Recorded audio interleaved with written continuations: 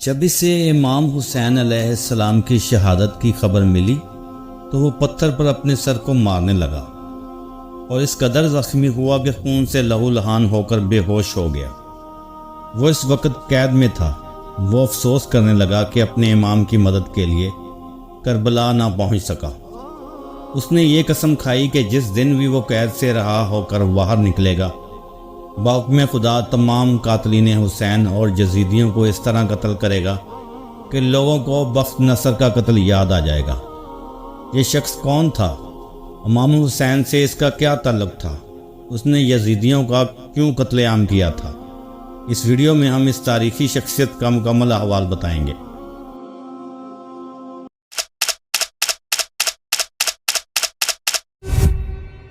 غم حسین میں ڈوبا یہ مجاہد مختار سقفی کے نام سے جانا جاتا ہے، جس نے امام حسین علیہ السلام کے قاتلوں کو موت کے گھاٹ اتار کر مسلمانوں کے کلیجوں کو ٹھنڈک پہنچائی تھی۔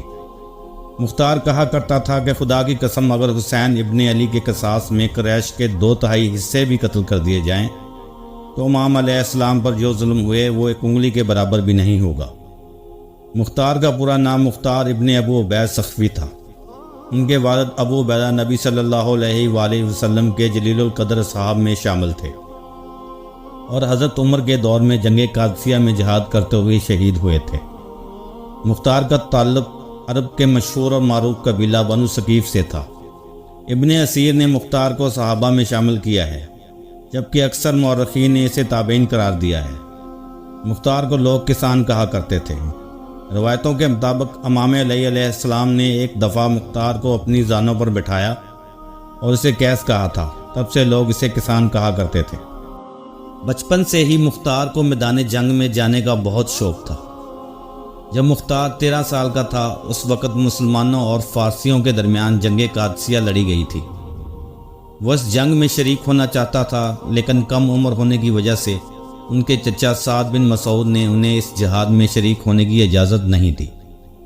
اس جنگ میں مختار کے والد اور بھائی شہید ہو گئے تھے۔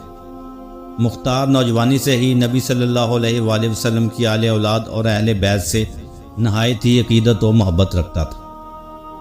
جب یزید بن معاویہ تخت نشین ہوا اس وقت مختار کوفہ میں تھا۔ جب اسے خبر ملی کہ امام حسین نے یزید کے ہاتھوں پر بیعت کرنے سے انکار کر دیا ہے تو اس نے امام علیہ السلام سے رابطہ کیا اور کوفہ کے لوگوں کو اس بات پر آمادہ کیا کہ وہ امام علیہ السلام کے ساتھ مل کر بنو امیہ کی حکومت کا تختہ پلٹ دے، کیونکہ امام علی مقام دنیا اور آخرت کے امام اور مسلمانوں کے رہنما ہیں۔ لہٰذا امام حسین کی حمایت کرنے اور لوگوں کو یزید کے خلاف بغاوت پر آمادہ کرنے کے جرم میں یزید کے ظالم گورنر عبید اللہ ابن زیاد نے مختار کو حراست میں لے لیا۔ اسے 100 کوڑے لگائے اور ان کی ایک آنکھ کو زخمی کر کے قید میں ڈال دیا گیا۔ 10 محرم سن 61 ہجری کو امام حسین اور آپ کے ساتھیوں کو میدان کربلا میں بے رحمی کے ساتھ شہید کر دیا گیا اور آپ کے سر کو کاٹ کر ابن زیاد کے دربار میں پیش کیا گیا۔ ابن زیاد کے حکم سے مختار کو امام حسین کے سر کو دکھانے کے لیے دربار میں بلایا گیا۔ مختار نے جب امام حسین کے سر مبارک کو دیکھا تو بہت گریہ وزاری کرنے لگا اور روتے ہوئے اپنے سر پر مارنے لگا۔ اس وقت مختار نے اپنے دل میں یہ قسم کھا لی کہ وہ امام کے قاتلین کو چن چن کر مارے گا اور آپ کے اہل بیت کا قصاص لے کر رہے گا۔ کچھ دنوں بعد ابن زیاد نے مختار کو قید سے رہا کر دیا اور اسے حکم دیا کہ وہ کوفہ سے باہر چلا جائے۔ مختار سقفی نے کوفہ کو خیر آباد کہا اور اپنے سینے میں دہتے ہوئے بدلے کی آگ کو لے کر طائف چلا گیا۔ مختار نے بہت صبر اور حکمت سے کام لیا۔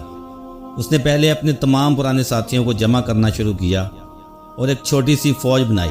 مختار نے اپنے پرانے ساتھی ابراہیم ابن مالک اشتر کو بھی اپنے ساتھ ملا لیا، جو حضرت علی کے جانسار سپاہی مالک اشتر کا بیٹا تھا۔ اہل بیت رسول اللہ صلی اللہ علیہ وآلہ وسلم سے بے پناہ محبت رکھتا تھا۔ ابراہیم کے پاس بھی چھوٹا سا لشکر تھا جسے مختار نے اپنی فوج کے ساتھ شامل کر لیا۔ پھر مختار نے اجمیوں، ایرانیوں اور موالیوں کو اپنی فوج میں شامل ہونے کی دعوت دی۔ یہ لوگ دراصل بنو امیہ کے ظلم اور عربی و اجمی تفریق سے پریشان تھے، لہٰذا وہ اجمی اور موالی جو اہل بیت رسول اللہ صلی اللہ علیہ وآلہ وسلم کے شیعہ تھے مختار کے ساتھ ہو گئے۔ رفتہ رفتہ مختار کی طاقت میں مزید اضافہ ہو گیا۔ مختار کی رگوں میں خون کی طرح دوڑتی اہل بیت سے محبت اسے بار بار حسین ابن علی کی شہادت یاد دلا رہی تھی۔ مختار اب قیام کے لیے تیار تھا۔ مختار نے اللہ رب العزت کے دربار میں دعا کی کہ اسے تب تک موت نہ آئے جب تک وہ ایک ایک یزیدیوں کو قتل کر کے ان کے ناپاک وجود سے اس زمین کو پاک نہ کر دے۔ مختار نے سن 63 ہجری میں سب سے پہلے کوفہ پر حملہ کیا۔ اس وقت عبداللہ ابن زبیر نے عبداللہ ابن مطیب کو کوفہ کا گورنر مقرر کیا تھا۔ مختار نے اس سے جنگ کی اور کوفہ پر اپنی حکومت قائم کر لی۔ 66 ہجری میں مختار نے اب اعلان کیا کہ وہ امام حسین اور آپ کے صحاب کے خون کا بدلہ لے گا، لہٰذا کوفہ کے شیعہ بھی مختار کے ساتھ ہو گئے۔ امیر مختار سقفی نے اپنے دربار میں ایک شخص کو مقرر کیا تھا جس نے ان لوگوں کی ایک لسٹ بنائی جو میدان کربلا میں یزیدی لشکر میں شامل تھے اور جنہوں نے امام علی مقام کے قافلے پر حملہ کر کے انہیں شہید کیا تھا۔ اس فہرست میں جتنے لوگ بھی شامل تھے، مختار نے ان تمام لوگوں کو تلاش کروایا اور انہیں قتل کرنا شروع کیا، جن میں شمر خولی عمر بن سعد شامل تھا۔ کہتے ہیں کہ جب مختار ان قاتلین کو پکڑتا تو ان سے پوچھتا کہ کربلا کے میدان میں تم نے امام حسین پر کیسے کیسے ظلم کیے تھے، تو وہ پوری داستان سنتا تھا اور مختار اس داستان کو سن کر زاروقدار ہوتا تھا۔ سن 67 ہجری میں مختار کے سپہ سالار اور ساتھی ابراہیم اشتر نے عراق کے مقام موصل پر ابن زیاد سے جنگ کر کے اسے بھی قتل کر ڈالا۔ ابن زیاد وہی شخص تھا جس نے امام حسین کے کٹے ہوئے سر مبارک پر چھڑیاں مار کر بیرحمتی کی تھی، لہذا مختار نے ابن زیاد کے کٹے ہوئے سر کو کوفہ بھیجنے کا حکم دیا اور بالکل اسی مقام پر اس کے سر کو رکھا جہاں اس نے امام حسین کا سر رکھا تھا۔ ترمذی شریف کی روایت کے مطابق جب ابن زیاد کے سر کو کوفہ کی مسجد میں رکھا گیا تو ایک سانپ ظاہر ہوا اور اس کے ناک کے ایک نتھوں میں داخل ہو کر دوسرے سوراخ سے نکل گیا۔ اس طرح اس سانپ نے 3 دفعہ یہ عمل کیا اور وہاں سے چلا گیا۔ یہ عبرتناک منظر کو اہل کوفہ نے اپنی آنکھوں سے دیکھا۔ اس کے بعد ابن زیاد اور عمر بن سعد کے سروں کو مختار نے امام حسین کے بیٹے امام سجاد علیہ السلام کے پاس مدینہ بھیجا، جسے دیکھ کر آپ نے مختار کے حق میں دعا فرمائی اور وعدوں کے مطابق مختار کے قیام کو امام سجاد کی اجازت اور حمایت حاصل تھی۔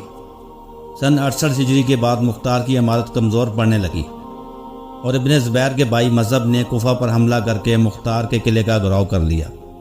اس آخری لمحے میں مختار نے غسل کی عطر لگائی اور نماز ادا کرنے کے بعد بارگاہ الہی میں شکر بجا لایا کہ اسے اللہ نے اتنی مہلت دے دی کہ اس نے تمام قاتلین حسین کو جہنم واصل کر دیا۔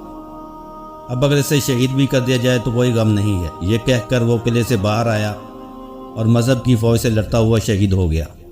تاریخ میں مختار کی شخصیت کو بنو امیہ اور نازیوں نے بہت بدنام کرنے کی کوشش کی، لیکن مختار آج ہر محب حسین کے ہیرو ہیں۔